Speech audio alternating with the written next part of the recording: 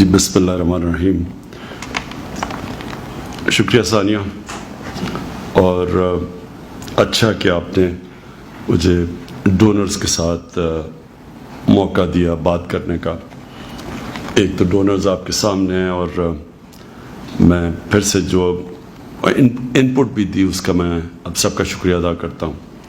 لیکن ایک وہ ڈونرز ہیں جو پاکستان میں اس وقت بیٹھے ہیں، دیکھ رہے ہیں کہ پیسہ کدھر خرچ کرنا ہے. تو میں پہلے تو یہ ایک وہ اب بات کر رہا ہے، وہ پاکستان کا فنڈ ریزر جو کہ 30 سال سے پیسے اکٹھے کر رہا ہے پاکستان میں. تو مجھے پاکستان کی جو پاکستان کی قوم کا جو جذبہ ہے پیسہ دینے کا، شاید کوئی بھی نہیں اس کو پوری طرح سمجھتا جو میں سمجھتا ہوں. کیونکہ یہ میرے لیے بھی جب میں شروع ہوا پیسے اکٹھے کرنے، تو یہ میرے لیے بھی ایک بڑا ایک عجیب میری زندگی میں ایک تجربہ تھا کہ میں سوچ کچھ اور رہا تھا اور ہوا کچھ اور. سوچ یہ رہا تھا کہ میں پاکستان کے اس اسکول میں گیا جدھر سب سے امیر پاکستانی پڑھتے تھے. تو میں تو سمجھ رہا تھا کہ ادھر سے پیسہ میں اکٹھا کر لوں گا کیونکہ سارے امیر لوگ تھے. لیکن آخر میں پیسہ مجھے عام لوگوں نے دیا. وہ لوگ جو بھی آپ نے بات کی خورشید نے، کہ جو چھوٹی ڈونیشن یہ جو ہمارا 4.5 ارب روپیہ پرائم منسٹر ریلیف فنڈ میں ہے، اس میں 50% چھوٹی ڈونیشنز ہیں، تو عام لوگوں نے ڈونیٹ کیا. تو یہ ایک ہمارے ملک کی بہت بڑی طاقت ہے جو ہم ریلائز نہیں کرتے. ہمارے ملک کے جو لوگ ہیں ان میں بہت بڑا جذبہ ہے خیرات دینے کا، اور یہ اس لیے ہے کہ یہ اللہ میں مانتے ہیں اور آخرت میں مانتے ہیں. کیونکہ مجھے شروع میں نہیں سمجھ تھی، کہ میں سوچتا تھا پیسے والے لوگ تو پیسے نہیں دے رہے، تو عام آدمی پیسے دے رہا ہے جس کے پاس ہے ہی کچھ نہیں اور کم ہے. تو پھر میں نے ریلائز کیا کہ یہ ہماری قوم کا جو اللہ سے کنیکشن اور آخرت سے ہے، اس کی وجہ سے لوگ پیسہ دیتے ہیں. تو جو مجھے سب سے زیادہ پیسہ، اور میں 30 سال میں کسی نے اتنا پیسہ پاکستان میں اکٹھا نہیں کیا جو میں نے کیا، تو جو ہمیشہ میں نے دیکھا سب سے زیادہ پیسہ وہ لوگ دیتے ہیں جن میں اللہ میں ایمان اور آخرت میں ایمان ہے. اور یہ میرے لیے آہستہ آہستہ میں نے ڈسکور کیا.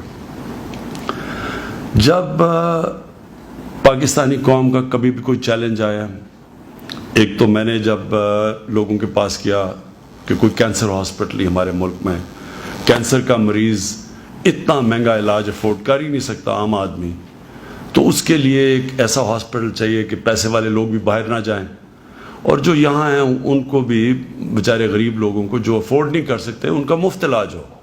بڑا چیلنج تھا. یہ کہیں بھی دنیا کے اندر یہ ایکسپیریمنٹ کامیاب نہیں ہو جو شوکت خانہ میں. لوگ ریلائز نہیں کرتے کہ یہ ایک معجزہ ہے کہ کینسر ہاسپٹل جدھر سب سے مہنگا علاج ہے، وہاں 75% مریضوں کا مفت ہر سال علاج ہوتا ہے. اور وہ علاج ہوتا ہے جو کہ ڈیولپڈ ملکوں کے کینسر ہاسپٹلز وہ افورڈ نہیں کر سکتے کہ 75% مریضوں کا مفت کینسر کا علاج کریں. تو وہ اس لیے ہوتا ہے کہ انہی لوگوں نے کینسر ہاسپٹل بنایا، پاکستانیوں نے، اور یہی لوگ اس کو چلا رہے ہیں. اور جو ہاسپٹل 70 کروڑ روپے میں بنا تھا، آج اس کا خسارہ 75% کینسر کے مریضوں کا مفت علاج کرنے میں جو اس کا خسارہ ہے سالانہ، وہ 12 ارب روپیہ ہے. تو 70 کروڑ کے ہاسپٹل میں 12 ارب روپے کا مفت ٹریٹمنٹ ملتی ہے. تو یہ ایک ٹریبیوٹ ہے اپنی قوم کی، کہ ایک دفعہ لوگوں کو یہ اعتماد ہو جائے کہ جو ہم پیسے دے رہے ہیں وہ ٹھیک جگہ جا رہے ہیں، وہ چوری نہیں ہو رہا ہے. اس کے بعد یہ قوم جتنی کھلے دل کی ہے اور جس طرح یہ خیرات دیتی ہے، میرے نہیں خیال میں دنیا میں اور ایسی کوئی قوم ہے. اور ہم ویسے بھی پاکستانیوں کو دنیا کے ٹاپ ان ملکوں میں سمجھا جاتا جو سب سے زیادہ چیریٹی دیتے ہیں. تو اب میں اپنا دوسرا تجربہ آپ کو بتاتا ہوں کہ جب پاکستان میں فلڈ آیا 2005 میں، اور اس کے بعد زلزلہ آیا 2005 میں، اور فلڈ آیا 2010 میں. تو میں بھی باقیوں کی طرح اپنی پوری کوشش کی کہ ہم کسی طرح لوگوں کی مدد کریں. تو ادھر میں نے ایک چیز دیکھی کہ ایک طرف کوئی کمی نہیں لوگوں کی، لوگوں کے نے پیسے اکٹھے کیے، چیزیں اکٹھی کی اور لوگ نکل گئے. زلزلے میں بھی لوگ نکل گئے پہاڑی علاقوں میں لوگوں مدد کرنے کے لیے. اور پھر جب فلڈ آیا تو میں نے وہ سارا جو علاقے دیکھے نیچے تک دریائے سندھ کے ساتھ، وہاں بھی لوگوں کی کمی نہیں تھی. لیکن پرابلم میں نے ایک چیز دیکھی کہ ایک جگہ ساری دنیا پہنچ جاتی تھی جب پتہ چلتا تھا، مثلا بالا کوٹ پتہ چلا جی بالا کوٹ بالکل ڈسٹروائے ہو گیا. تو مجھے یاد ہے میں دوسرے دن جب بالا کوٹ کیا تو 3 میل کا ٹریفک جیم تھا. بالا کوٹ 3 میل تک لوگ گاڑیوں میں سامان لے کے جا رہے تھے دینے کے لیے. اور پھر جب میں نے زیادہ اسی زلزلے کے علاقوں میں پھرا تو پتہ چلا یہ کہ جدھر تو لوگوں کو سنتے تھے سنی سنائی باتوں پہ، وہاں تو لوگ پہنچ جاتے تھے، لیکن جدھر نئی لوگوں کو پتہ چلتا تھا وہاں بیچارے لوگ بھوکے، کوئی گاڑیاں لوٹ رہے ہیں، وہ بیچارے بھوک سے برے حال تھے. اور یہ ایگزیکٹلی یہی چیز ہوئی فلڈز کے اندر کہ ایک طرف فلڈز میں سارے اتنا سامان لوگوں کو دے دیا کہ وہ بیچنا شروع ہو گئے، اور دوسری طرف بیچارے لوگ بھوکے تھے. تو تب میں نے فیصلہ کیا اور میں نے ڈاکٹر ثانیہ کو کہا کہ یہ جو اب کرونا کی وجہ سے جو لاک ڈاؤن ہوا ہے، یہ لاک ڈاؤن نے جو سچویشن کریٹ کی ہے یہ انپریسیڈنٹڈ سچویشن ہے. ایسا دنیا نے کبھی اس طرح کی سچویشن نہیں دیکھی. ہمیں تو چھوڑیں، ہم تو پہلے ہمارے مشکل حالات سے نکل رہے تھے، لیکن اگر آپ دنیا میں دیکھیں، امریکہ جیسے ملک میں میل لمبے کیوز بنے ہوئے ہیں، گاڑیوں میں لوگ کھڑے ہیں کھانا لینے کے لیے، خیرات لینے کے لیے. امریکہ جو دنیا کا سب سے امیر ملک ہے، کیونکہ یہ کبھی ایسی ہوا ہی نہیں دنیا میں. اٹلی کے اندر لوگ بیچارے بھوکے ہیں، لوگوں کو کھانے دیا جا رہے ہیں. تو ہمارے ملک میں تو ہونا ہی تھا. جیسے ایک دم بند کیا ملک، اور بشیر صاحب آپ نے کہا میرے سے اگر وہ پوچھ لیتے صوبے تو میں کبھی اس طرح کا لاک ڈاؤن نہ ہونے دیتا. کیونکہ جب آپ لاک ڈاؤن کرتے ہیں تو پہلے آپ کو یہ سوچنا چاہیے کہ ہمارے لاک ڈاؤن سے معاشرے کے مختلف لوگوں کے اوپر کیا اثرات آئیں گے. تو جب تک آپ یہ نہ سوچیں کہ جو بیچارہ دہاڑی دار ہے، جو غریب آدمی ہے، جو چھابڑی والا ہے، جس کا جو کمائی کرتا ہے تو بچے کھاتے ہیں گھر پہ، تو جب آپ نے ان کا روزگار لے لیا تو ان کے گھر والوں کا کیا بنے گا. جب تک آپ یہ نہیں سوچتے آپ کو پورا لاک ڈاؤن نہیں کرنا چاہیے تھا. لیکن ایک دم ایک پینک سی ہو گئی، سب نے فیصلہ کیا جی وبا پھیل رہی ہے. وہ یورپ میں دیکھ رہے تھے، ان کو دیکھتے دیکھتے اب یورپ کے اور حالات تھے، ووہان سٹی چائنا میں اور حالات ہیں، ہمارے حالات ہی اور تھے، لیکن ہم نے سخت لاک ڈاؤن کر دیا. شکر ہے میری بات سن لی. اس کے بعد حالانکہ میرے پر بڑی تنقید ہوئی کہ جی دیکھیں ہندوستان میں اس نے نریندر مودی نے کر دیا لاک ڈاؤن، اس نے وہ لاک ڈاؤن کیا جو لوگ میرے سے توقع کر رہے تھے میں کروں. اللہ کا شکر ہے میں نے پریشر ریزسٹ کیا اور نہیں کیا. وہ آج ہندوستان کے اندر جو غربت پھیلی ہے کوئی اندازہ ہی نہیں لگا سکتا کہ کتنے لوگوں کا کیا حال بنا ہے. 34% جو ریسرچ آئی ہے، 34% عوام اس وقت یا بھوکی ہے یا بیماریوں کی طرف جا رہی ہے یا بھوک کی طرف سے اس غربت پہ جا رہی ہے جو کچلے جا رہے ہیں غریب لوگ.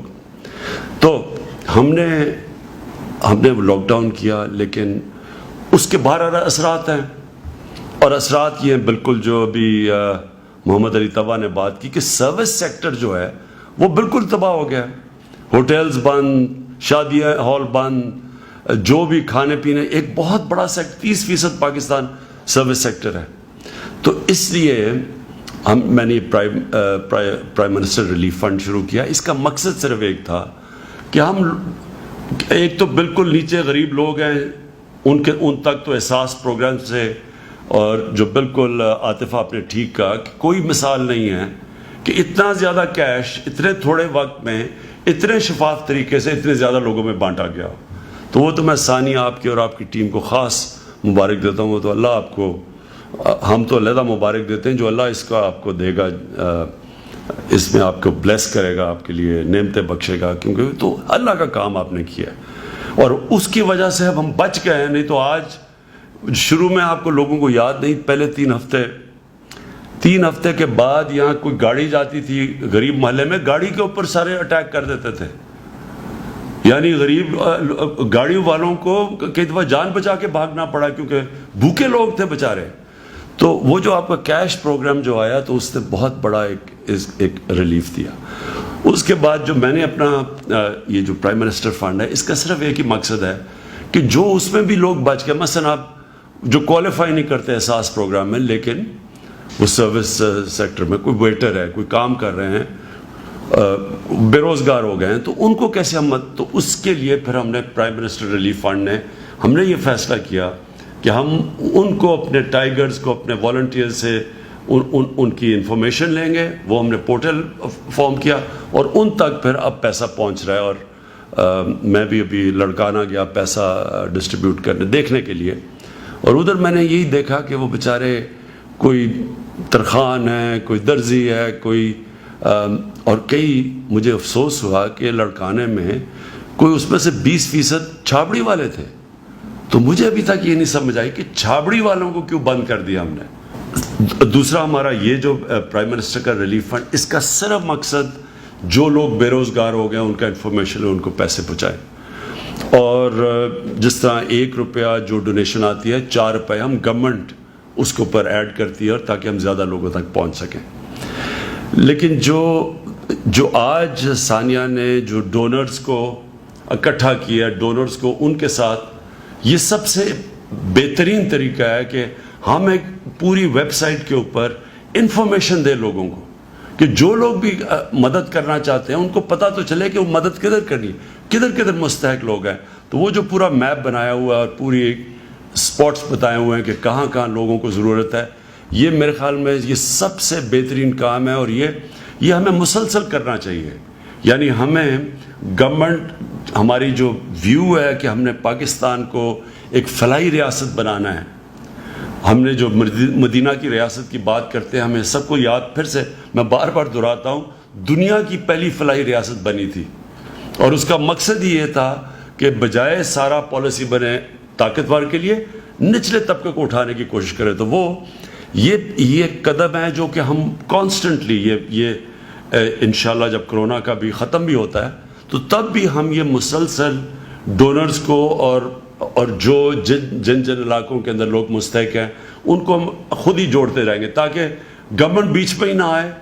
ایک طرف ڈونر ہے، وہ ڈائریکٹلی دے پیسے ادھر جدھر کے مستحق لوگ ہیں. اور پھر جو آخر میں یہ جو لنگر اور یہ جو ہم نے پناہ گاہ بنائی ہیں، یہ تو ہم نے کرونا سے پہلے ہی اس نتیجے پہ پہنچ چکے تھے کہ پاکستان میں جو لوگ سڑکوں کے اوپر سوتے ہیں، کیوں سڑکوں پہ سوتے ہیں؟ سردیوں کی انتہا ہوتی، جب ٹھنڈ یا اسلام آباد میں 0 ڈگریز پہ ہوتا ہے تو بیچارے لوگ فٹ پاتھ پہ سوئے ہوئے ہوتے ہیں. لاہور میں ہم شروع سے بھی دیکھتے ہیں داتا صاحب کے باہر وہ ساری سڑکوں کے اوپر لوگ سوئے ہوئے ہوتے ہیں. تو یہ ایک ہمارے معاشرے کے لیے اتنی شرمناک چیز ہے کہ ہم اتنا بھی نہیں کر سکتے کہ یہ بیچارے لوگ پہلے تو پوچھیں سڑکوں پہ کیوں سوئے ہوئے ہیں. سڑکوں پہ وہ اس لیے زیادہ تر سوتے ہیں، وہ آتے ہیں کام ڈھونڈنے شہروں کے اندر. شہروں میں کیوں کام ڈھونڈنے آتے ہیں؟ کیونکہ انہوں نے اپنے بچے پالے ہوتے ہیں، وہاں ان کے پاس پیسہ نہیں ہوتا. اب وہ شہر کے اندر اگر ان کو جب دہاڑی لگانی ہے انہوں نے اور اس سے بچوں کو پالنا ہے تو ان کے پاس کتنا پیسہ ہوتا ہوگا کہ وہ ایک کرائے پہ جگہ بھی لیں، پھر انہوں نے کھانا بھی کھائیں، تو ان کے پاس کتنا پیسہ بچتا ہوگا اپنے بیوی بچوں کے لیے. تو ادھر سے ہم نے یہ پناہ گاہ کا کانسیپٹ لے کے آئے کہ بجائے وہ سڑکوں پہ سوئیں، ہم ان کو عزت سے جگہ پہ ٹھہرائیں، ان کو نہانے کے لیے ہو، ان کو پانی ہو، ان کو کھانا ملے. تو اس سے کیا ہوا جب آپ ادھر پناہ گاہ میں، اور میں بڑی اپنی پارلیمنٹیرینز کو، میں منسٹرز کو کہتا ہوں کہ آپ ضرور پناہ گاہ میں جا کے ان کے ساتھ کھانا کھائیں اور پوچھیں ان سے کہ آپ کے کیا مسئلے ہیں. اور زیادہ تر پتہ چلیں گے کہ وہ دور دراز علاقوں سے یا شہر سے ادھر سے آئے ہیں، ان کے پاس پیسے نہیں ہیں، کرایہ نہیں ہے رہنے کے لیے، لیکن وہ جو پیسہ سیو کرتے اپنے بیوی بچوں کو بھیج دیتے ہیں. تو یہ بگننگ ہے جو میری ویژن ہے کہ انشاءاللہ انکریمنٹلی ہم اپنے ملک کو لے کے جائیں گے، جس میں رحم ہو، احساس ہو اپنے اس طبقے کا جو اپنی مدد نہیں کر سکتا. اور یہ بھی آپ کا عارف بڑا اچھا آپ کا آئیڈیا ہے کہ، اور میں بھی یہ سوچ رہا تھا کہ ہم تھوڑے اور آرگنائز ہو جائیں تو ہم یہ جگہیں باقاعدہ جگہیں بتائیں گے جدھر باہر سے لیبر آتا ہے، جدھر اس کو چاہیے ہوتا ہے ٹھہرنے کا، جدھر کام کرنے کی جگہوں کے پاس. پھر ہاسپٹلس کے اندر، اب کئی دفعہ ہاسپٹلس میں ہم نے دیکھا ہے کہ بڑے ہاسپٹل باہر سے لوگ آتے ہیں، ان کے لوائقین، وہ تو مریض اندر ہوتا ہے تو لوائقین کے پاس جگہ نہیں ہوتی، وہ بیچارے باہر سو رہے ہوتے ہیں. ان کے لیے تو ہم نے یہ فیصلہ کیا ہے کہ ہم اب انکریمنٹلی انکریز کرتے رہیں گے یہ پناہ گاہ پاکستان میں. اور ہم لوگوں کو، اور میں نے یہ بھی دیکھا ہے کہ لوگ خود ہی کھانا بھیجنا شروع ہو جاتے ہیں جب لوگوں کو پتہ چلتا ہے پناہ گاہ ہے، علاقے کے لوگ جا کے وہاں دیگیں بھیجنی شروع ہو جاتے ہیں، کھانا بھیج. تو کیونکہ لوگوں میں جذبہ ہے، صرف جو لوگوں کو ایک چیز کانفیڈنس چاہیے کہ کیا جو ہم پیسہ ڈونیٹ کر رہے ہیں یہ ٹھیک جگہ جا رہا ہے، بس یہ کانفیڈنس ہم اس گورنمنٹ نے دینا ہے. ہم نے اس میں یہ جو میرا پرائم منسٹر ریلیف فنڈ ہے، اس کا ایک ایک ہم آپ کو بتائیں گے روپیہ کدھر جا رہا ہے. ہم جتنے لوگوں کے آپ کی لسٹیں دیں گے، جن لوگوں کو اب تک یہ جو بے روزگار لوگ ہوئے ہیں، جو ان کو ہم 12,000 روپے جو بھیج رہے ہیں، ان کی باقاعدہ لسٹیں سب پبلش کریں گے کہ کس شہر میں یہ پیسے جا رہے ہیں. اس میں پوری ٹرانسپیرنسی دیں گے. احساس پروگرام سارا ٹرانسپیرنٹ ہے ہمارا. اب تک کوئی اس کے اندر کوئی پولیٹیکل موٹیویشن نہیں ہے پیسے دینے میں. سارا اسیس کیا جاتا ہے ناترا کے ڈیٹا بیس سے، اس کے مطابق انفارمیشن ٹیکنالوجی کا پورا استعمال کرتے ہوئے شفافیت سے پیسہ جاتا ہے.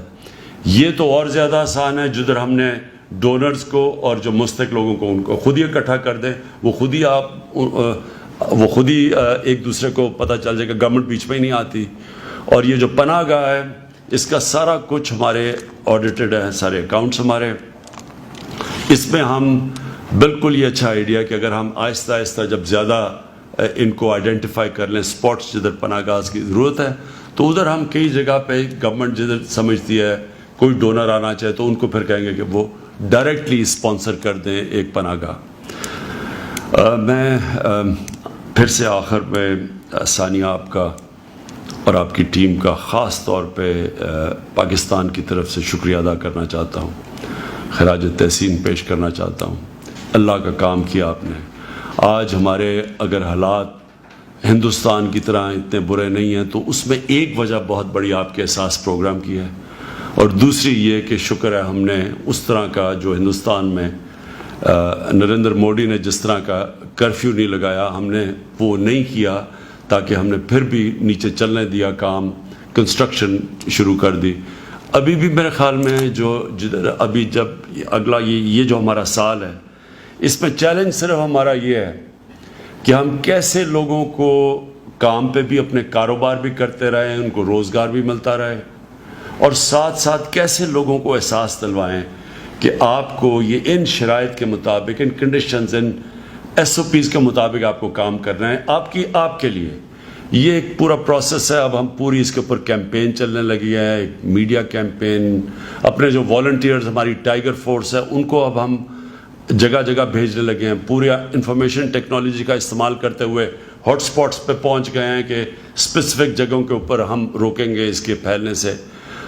انشاءاللہ مجھے امید ہے کہ ہمارا یہ ایک اگلا جو مہینہ ہے، مشکل مہینہ ہے، میں یہ کہہ دوں کہ مشکل مہینہ ہے، لیکن اس میں ہم اسمارٹ لاک ڈاؤن، اور اسمارٹ لاک ڈاؤن کا مطلب یہ ہاٹ سپاٹس اور یہ ایس او پیز، لیکن اسمارٹ لاک ڈاؤن کا سب سے بڑا جو ہم نے اب کرنا ہے کہ اس ٹائم کے اندر جو ہمارے وہ لوگ ہیں جو کہ کرونا سے جن کی جانوں کو خطرہ ہے، جس میں ہمارے بوڑھے ہیں اور جس میں ہمارے وہ لوگ جن کو وہ بیماریاں ہیں جو اگر ان بیماریوں کے ساتھ کرونا ہو تو بڑا مشکل ہوتا ہے، یعنی ان کی جان خطرے میں چلی جاتی ہے. مثلا ہارٹ ڈیزیز ہو، مثلا ڈائبٹیز ہو، بلڈ پریشر ہو، تو ان کے لیے ہم نے لاک ڈاؤن بھی کرنا ہے. ان کو کہنا ہے کہ آپ ان کی خاص اپنی احتیاط کریں. اگر ہم ان کو بچا گئے تو پھر کرونا کا وہ ایفیکٹ نہیں ہوگا جو ہم نے دیکھا کہ دنیا کے اور ملکوں میں، امریکہ میں ہوا ہے. تو یہ ہمارا اصل میں چیلنج ہے، اور یہ امپورٹنٹ ہے کہ جو اگلا مہینہ ہے یہ اب سے لے کے ایک مہینہ اس میں ہم پوری اگر ہم یہ لوگوں کو بچا لیں لاک ڈاؤن کے سب سے برے افیکٹ سے جو بھوک غربت اور غربت کی وجہ سے لوگ مرے اس سے بچا لیں اور دوسری طرف ہم کرونا سے اس طبقے کو بچا لیں جو جن کو سب سے زیادہ خطرہ ہے. تھینک یو سب کا ڈونرز کا سب کا میں شکریہ ادا کرتا ہوں جی.